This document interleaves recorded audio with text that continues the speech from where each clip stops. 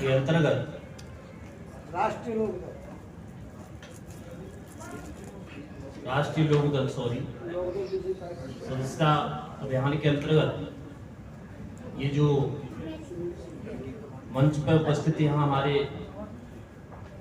राष्ट्रीय लोकदल के पूर्व जिलाध्यक्ष महोदय, प्रदेश सचिव श्री शेरवानी जी एवं समस्त उपस्थित मंचासीन अतिथिगण, राष्ट्रीय लोकदल की तरफ से सभी पदेन व सभी उपस्थित युवा।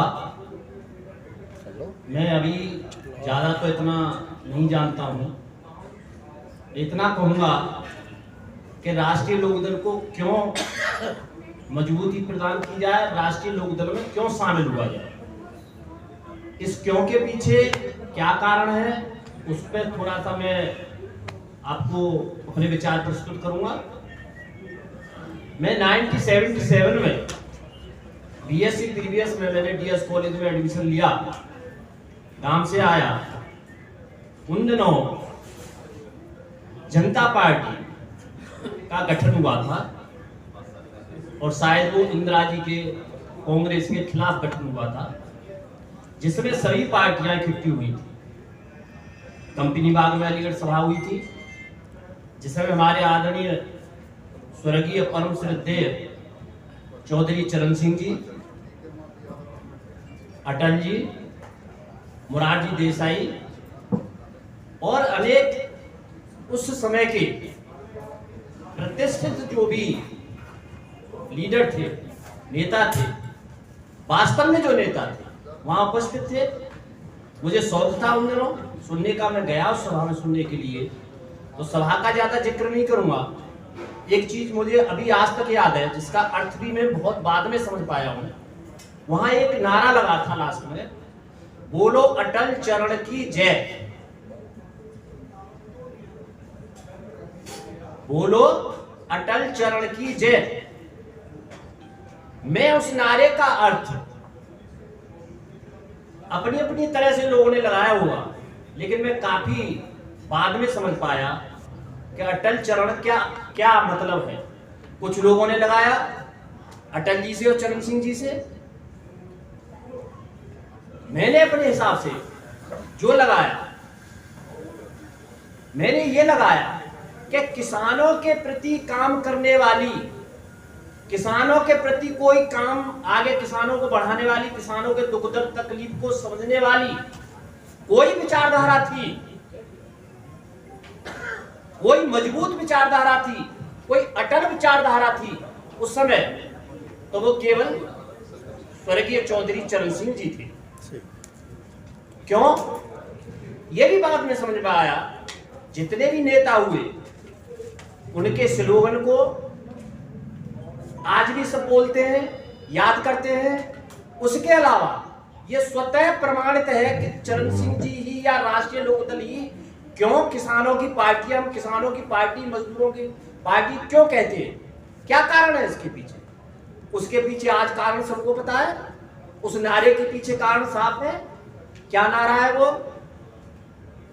इस देश की तरक्की का रास्ता, भारतवर्ष की तरक्की का रास्ता खेत और खलिहान से होकर जाता है। ये किनका नारा था? चौधरी आदरणीय चौधरी परम श्रद्धेय स्वर्गीय चौधरी चरण सिंह जी का। उसके बाद कितने नेता हुए? कांग्रेस आई, सत्ता में रहे, कितने साल सत्ता में रहे आप सबको विदित है, लेकिन नीतियां और नियत, नीतियां और नियत में बहुत फर्क रहा।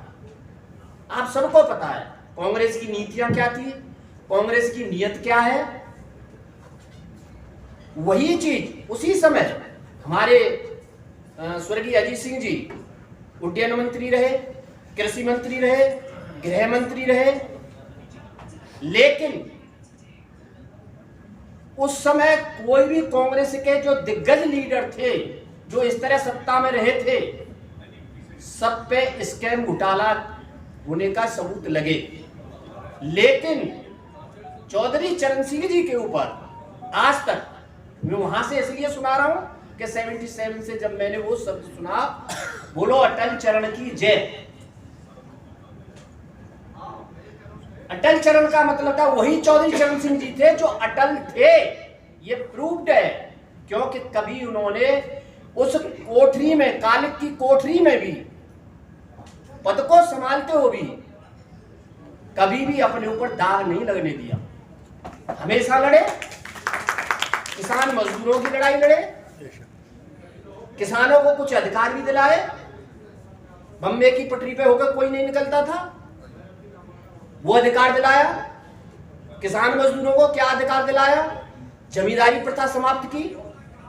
अगर सबसे ज्यादा सच्चे हितैषी किसान मजदूर और जिनको हम छोटा तबका कहते हैं, कोई हिमायती है, असल में अपने आईने के अंदर झांक के देखे। मैं कोई पार्टी की या किसी की तारीफ नहीं कर रहा हूं, मैं उस सिद्धांत की, उस सोच की, उस नियत की और उस नीति की बात कर रहा हूं। एक ही आप सोचो, उसके बाद में आदरणीय परम सिद्धे चौधरी अजीत सिंह जी हुए, वो भी उड्डयन मंत्री और ये रहे, खूब स्कैम हुए, लेकिन कभी भी न जीते जी न मरणोपरांत, न जीते जी न मरणोपरांत कभी अजीत सिंह को उस कालिक की कोठरी में रहते हुए भी कोई दाग और धब्बा आज तक साबित नहीं हुआ। इसके बाद में क्यों ज्वाइन करनी चाहिए राष्ट्रीय लोकदल? क्या खासियत है? मैं वो बता रहा हूं आपको। जितनी मेरी नॉलेज है, जितना मुझे ज्ञान है, जितनी मेरी पहुंच है, जो भी मैंने सुना है, जो भी मैंने पढ़ा है, जो भी मैंने बरता है, मैं एक किसान का बेटा हूं। किसान के दुख दर्द तकलीफ को अगर मैं तुलनात्मक अध्ययन करता हूं इन राजनीतिक नेताओं में आज तक, तो ये किसान की एक जो वास्तव में मजबूरी है कि रात के 12 बजे बिजली आ रही है और वो खाना खा के सो गया है, खेत सूख रहा है, तो लाइनमैन नहीं बुला रहा है, वो ट्रांसफार्मर पर सीधा चढ़ जाता है, सिग्नल का इंतजार नहीं करता है, अपनी उस जमीन की, उस अन्न को रखने के लिए सीधा ट्रांसफार्मर पर चढ़ जाता है। चाहे रात को बिजली आ जाए, 11,000 का तार उसको मार दो, और मार देते हैं। मतलब क्या हुआ? इस चीज, ये सुनाने का मेरा अर्थ क्या हुआ? ये सुनाने का मेरा अर्थ हुआ कि जो किसान अपनी जान की बाजी की परवाह न करते हुए और इस देश का पेट भरता हो, आप उस किसान को इस जगह पहुंचा गए, आप उस किसान को यहां लाके खड़ा कर दिया, ऐसे चौराहे पे लाके खड़ा कर दिया। अरे चाहे कांग्रेस से ही, चाहे बीजेपी से ही, किसने क्या किया? क्या सोचा किसने?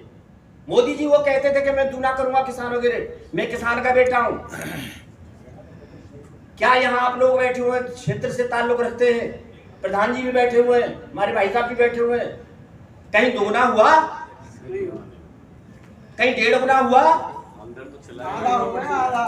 कहीं समाया हुआ? कहीं जितना बोला उतना भी रहा? नहीं हुआ।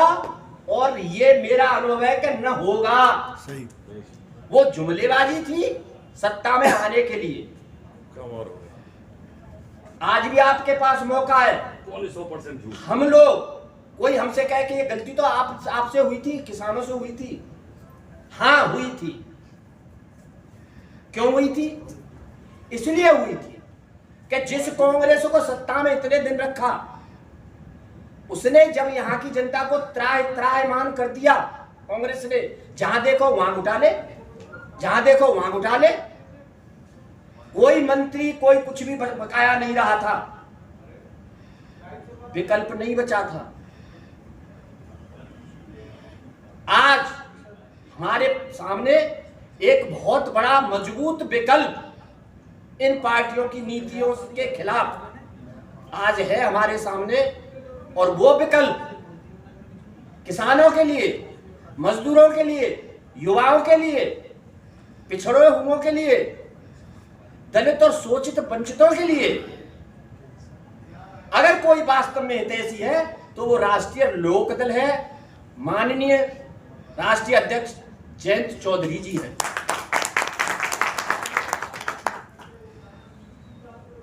मेरा आगे शीर्ष नेतृत्व क्या कहते हैं क्या नहीं करते वो उनका काम है।